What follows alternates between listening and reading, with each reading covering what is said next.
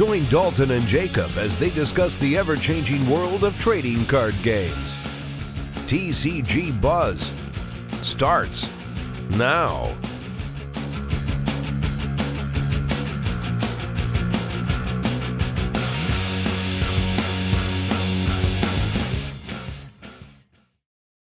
We want to thank our sponsor, Frost Giants Games, for making this show possible. Frost Giants Games is Wisconsin's game store of choice for board games, Magic the Gathering, and other card games. Check them out at www.frostgiantgames.com. What's up, guys? It's your boy Dalton here again, and I'm back with... Oh, he's still here. Yep, can't get rid of me that easily. Especially not when we're talking card games. And Jacob, I guess. What are we talking about today? Well, we're going to be talking about Luck and Logic. Our third episode on Luck and Logic? Third. Whew. Let's talk about Luck and Logic then. Talk about Luck and Logic. Mainly because the next set, BTO4, Aids in Arms, coming out in January 6th of 2017, is introducing a few new things. And the booster set after that is going to be called Mac and Cheese. No, Jacob, stop. Stop. Why are they doing the whole "and" thing? Can you? I think it plays off with the name of the game because it's Luck and Logic. So I feel where they're coming with it. That might be a whole different episode. Who knows? Who knows? Who knows? But with this new set comes a new rarity.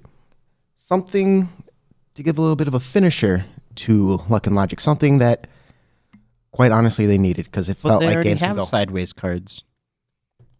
Can't do this. He's out.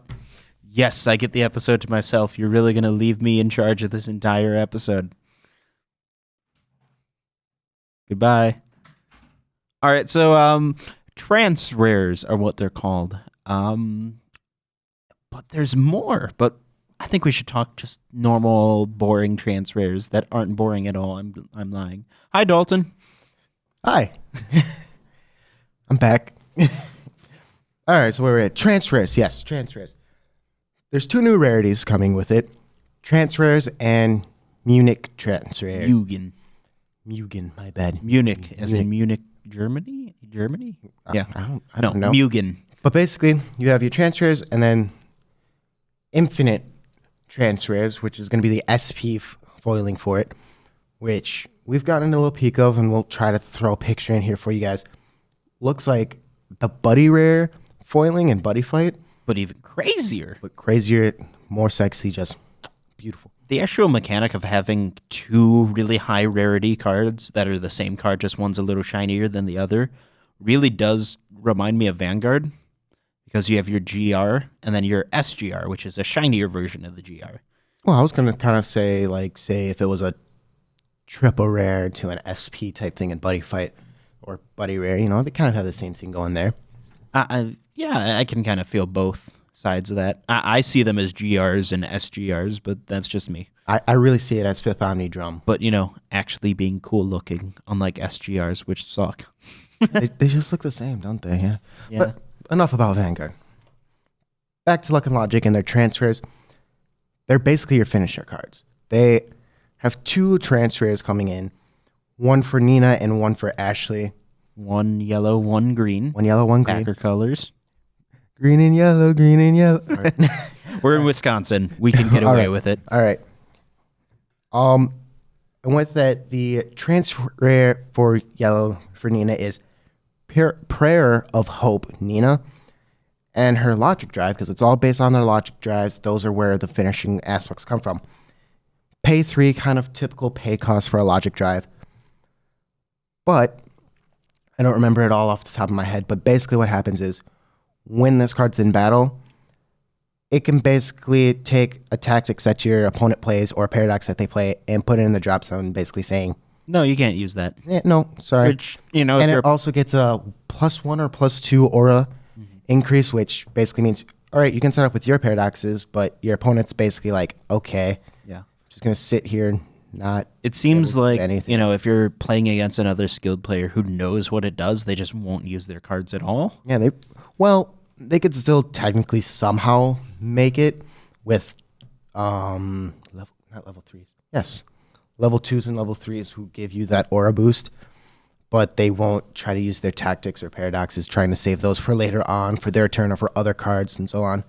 It's pretty good. It's also got 10,000 power. 10,000 power, no cost, no mobilize cost, which is nice, but not many cards in Luck and Logic have a cost yet, except for, surprisingly, the other transfer, Yeah. Ashley. The good one. I mean, Well, to each their own. Ashley, who for some reason is the only one to have a cost so far.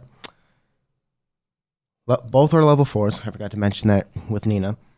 This card's name is Concentrate. concentrate? I don't know why I can't read. I can't read, guys. I'm sorry. It's not because of my skin tone either. I just can't read. It's just Dalton. Concentrate Ashley. Her logic drive is probably, I believe, the most expensive one I think I've seen so far in the game of 5 stock. Basically, what it gets to let you do is check the top 5 cards of your deck, choose any number of them, place them back on top of the deck in any order, and the rest go to the bottom of your deck in any order. Hello, Oracle Think Tank. That is such an Oracle Think Tank thing to do. I'm sorry to bring up Vanguard again, but holy cow. That's all I saw. We can't go anywhere else besides Vanguard. I'm sorry. But in addition to that, it gains +3 limit. The card already has +3 limit. Already has 3 limit, so it basically makes it 6 limit. Mm-hmm. And then it gains the auto skill. When this member attacks, put the top 3 cards of your deck into the battle zone, using up the 3 that you gain from it. But you already know what you're getting because you stack them there. So exactly. You know what you're doing. And basically, so say with the 5 cards that you get a paradox, 2 aura, and then 2 tactics. You can be like, all right, tactics go to the bottom. Aura, go for an aura battle. You set it up that way. Or you go all power, all limit. You have the strats for it. Purely aggressive card. Purely aggressive, which is honestly a little weird for a green card because green's all about boosting its resources, mainly its stock, which is a little weird in my opinion, but it still works. It still works. The thing with her, she's not one of those cards that can field wipe or do anything crazy like that. No, she doesn't. What she does is she pretty much guarantees you 1 victory per turn. I wouldn't say that. I see it more as your opponent either has to basically get rid of their entire hand or use all their level boost to try to protect the certain member you're attacking, or it's basically a free victory. Right. That's a really great card. I'm gonna go shove a whole bunch of copies of that into my deck. In fact, I'll run both of them at 4 copies. Oh, you would like so. But from what we've read so far, 1 per deck. 1 per deck. Now, we don't know if that's 1 per each or just it's probably 1. 1 per each because, well, that is a great question. Bushiroad, let us know.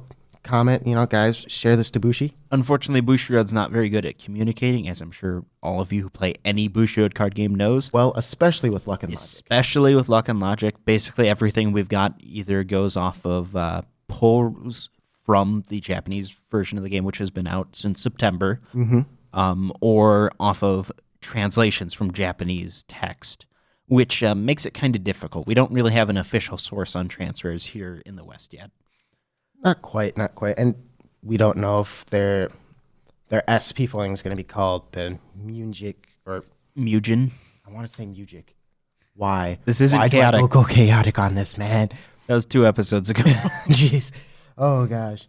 Yes, it's SP style name yet because it could be infinite, it could be unlimited, it could be whatever they want to call it in English. My guess is I see it as 1 per deck of all of them, so you can't have 1 of each. That's kind of my take on it. Yeah, but then again, I feel like, say you run a combo Nina Ashley deck, and you kind of want to have both finishers. Yes, it might be a little broken in a sense, but still, I feel like it's plausible, and you should be able to run them. Then again, who knows? Either way, they're nice. Yes, they are quite. And it kind of scared me for a second when I thought, one copy per deck. Then I'm like, oh, wait, like that matters. In Luck and Logic, it's so easy to get out what you need. As long as it's not, in a bad spot for you, like your stock or your drop zone, you're getting it out when you need it. Well, the drop zone's not too bad. No. Because you can force refresh into it, but hopefully it's not that refresh card. Gotta say, pretty useful on both of them. I'm not a big fan of the Nina one, but I think it's decent. I mean, if I was running a Nina deck, I'd run it. I have no objections to that. I just think the Ashley one's kind of better, at least right now. Well, they're just trying to introduce something, and I feel like Nina has the slight edge just because there are already decks out there. I'm talking about Lucifer. That can counter Ashley pretty well with the whole -10 aura, -10,000 power, where if you get rid of your opponent's paradoxes and tactics, that's like your main battle zone strategy right there, where they get forced into only using their cards for aura or for power for limit. Like it really presses your unit. Really presses your unit, guys. Really presses your opponent into what they have to do. It really changes their strategy on the spot.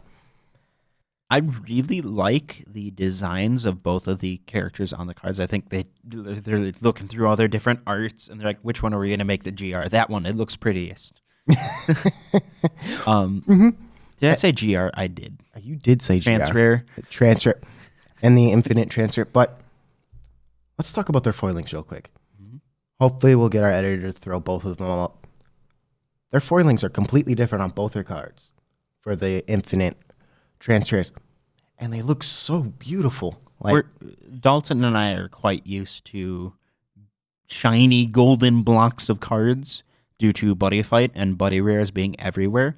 But never do you see the foiling of a Buddy Rare get as complex as what was on those cards. Well, not even that. It was basically like for all the Buddy Fight Buddy Rares, they almost all seem to have the same texturized styling to them and design to them, and like nothing too special about each Buddy Rare, which they could have done.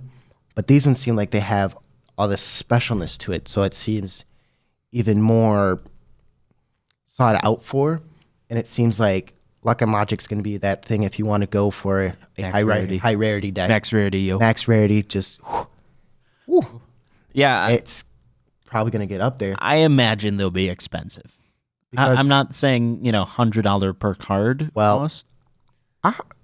To be honest, right now there are still SP cards that are going around the $50 to $60 range. So just introducing transfers, which should be, what did you think the ratio was again? Well, we don't have an official number for the English release, and we've got some examples of case openings from Japan, but there are different number of boxes per case in Japan versus the US or the West. They have 12 boxes per case. We have 16, and the numbers are different and all that. My guess is we're probably going to be looking at, in a 16-box case, 3 of each transfer and 1 of each of the Mugen transfers. You mean 3 of each? Yes. So card 6 transfer? total.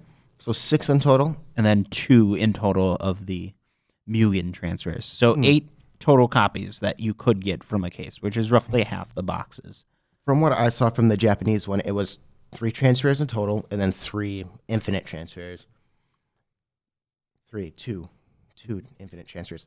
So I feel like it might bump up to 4 in the US just because there's not too many, because if you go 12 to 3, so every 4 boxes there's 1, so I feel 4 transfers for sure. And then maybe a rough, let's go 2.5 for the infinite transfers, just because you can have that weird box, that weird case that has a third one and one that doesn't, and so forth and so on. Let's kind of talk about that. One of my issues I kind of had with Luck and Logic in the beginning was, sure, certain cards were worth a lot of money, but for the most part, you really didn't get your value out of a box. Typically, with booster set 1 and 2, you'd get, 4 double rares, and then 1 higher than double rare card, which was normally an SR, but sometimes an SP. And if you didn't get an SP in your box, you wasted your money. Well, I was okay with it because, Luck and Logic, so shiny, so new, so... But now we're seeing a lot more high rarity cards in a box. These Trance Rares and these Mugen Trance Rares, they're not replacing your SR/SP pulls. They're replacing a rare in the box. Mm-hmm. At least that's what the Japanese ones showed us. Right. I was looking at the ratios for a few boxes. The first box that we saw was 4 doubles, typical double rare standings, and 1 SR.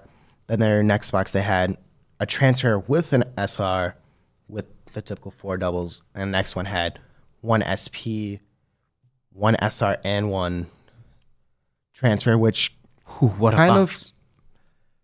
which is a little confusing because it seems like Bushiroad's changing their ratios and what's being replaced for certain cards and so forth with this next coming up set. But I kind of look at the transfers as a platinum rare from Buddy Fight because Christian, the only person in our group who's ever pulled one, he pulled it alongside getting a Buddy rare in that box too. I believe it was in the same pack, which was like super like OMG, like wow. But like I wasn't there for this, so I can't speak on it. it was like super like I wish Christian was here, but he has to do important work stuff, I guess. It was just quite amazing when it happened because it was really surprising. So I feel like it's gonna have that same effect with these transfers, where it's like you know you want it, but you're like, well, it's gonna be really hard to get, so I'm not gonna get my hopes up. And all of a sudden you get it, and you're like, what? But not being as rare. But not being as, of course, not being as rare. I think they're really interesting cards, but the most important thing to me isn't the cards themselves. It's the fact that there's more value per box now than there used to be. Hopefully, you know, providing they keep the same thing going with the English release. Because, like, I loved each card I pulled in my first box of Growth and Genesis. And I thought they were really cool, but once I opened them, I looked at them, I'm like, this is it? Especially with how Booster Set 1 had the really terrible double rares. They looked exactly like a rare. Bad decision, Bushiroad. And I'm glad they fixed that. It was still early. And I'm glad. I feel right now the second set had the best foiling for double rares, but... We do also have a new foiling for double rares, don't we? A new foiling in the newest set for double rares? Kinda. No, not SRs. That I could tell. SRs were different. Were they? I don't know. It's hard to tell. I think it is. We're going off of scans of pictures, and it's hard to tell. It would be nice if Bushiroad would be better at communicating some of this stuff with us. You know? Right. But along with this new rarity and so on and so forth, and new excitement for aids and arms. I want to say arms and aid so bad, but I know it's not that for this set. Yeah. They're introducing something else for the playstyle commander community. It's, what was it? The Purge Zone? Purge Zone. You ever play Yu-Gi-Oh! And have a Banish Zone? Just like that. Have you ever played Vanguard and had a Bind Zone? Just like that. Just like that. Ever played Bushiroad and... Oh, Bushiroad. That's not a card game. No. You ever play Buddy Fight? Doesn't have one. It doesn't have one. Does Wire Swords have one? I can't remember off the top of my head. Yeah, neither can I. It's been a while since I played Wire Swords, but I'm sure you guys know all about that. Won't go back on that topic. The thing is, made sense. I was kind of surprised we didn't get it earlier. Like, Booster Set 4 is a little bit late in to get our first new mechanic for the game, really. Well, I kind of see it as 2 new mechanics in a way, because you finally get a finisher with transfers and then get the Purge Zone. But when we were looking this over, you were a little surprised on the character who introduces it. Veronica. Which I'm okay with. Who kind of seems to be a red aggro/control deck. I think you can agree with that. Oh, yes. And it kind of makes sense that she is the first to utilize this zone, but I'd love to see where they go with it with other new decks as well. If, others end up using it. And hopefully new characters? Maybe. New season. New season. Season 2, please. I've already watched the first season like 50 times. He's a bit obsessed. All right. A lot. So really, I don't think there's anything else we need to say. More, we need to ask, what is the actual ruling about how many copies you can have and of what? What is their rarity? What is their ratio? Well, yeah. I don't know if they really tell us that, but That kind of stuff how would many be per day? really nice to know. Yes, and a little bit better explanation for rules, Yeah. Is there still a lot of things we question? Better rule books and trial Come on, guides? Bushiroad. I think the game's great, and it's a pretty solid game, and it's going to get some really fun support later on. But the biggest issue I've had by far with playing the game has been communication from Bushiroad. There are no resources for it. Mm-hmm. And that sucks. It does. But hopefully with this new set coming out, Bushiroad changes their ways and gets a little bit more informative. Maybe adds another rule pamphlet in the set, kind of like what they did with the first set, except for deck building and so forth.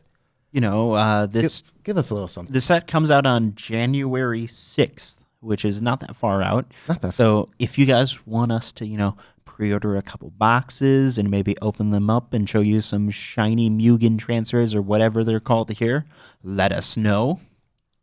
Yes, in the comment section. I'll have Dalton open them because he's got better luck than I do. I got this, guys. It's true. We've tested this. He has better luck than I do.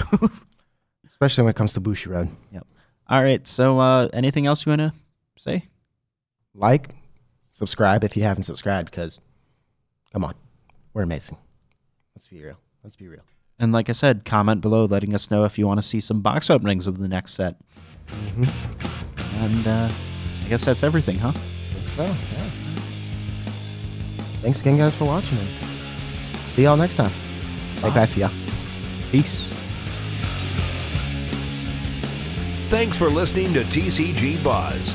New episodes can be found on tcgbuzz.com. Don't forget to like us on Facebook and follow us on Twitter. For box openings, deck profiles, and more, make sure to subscribe to our YouTube channel.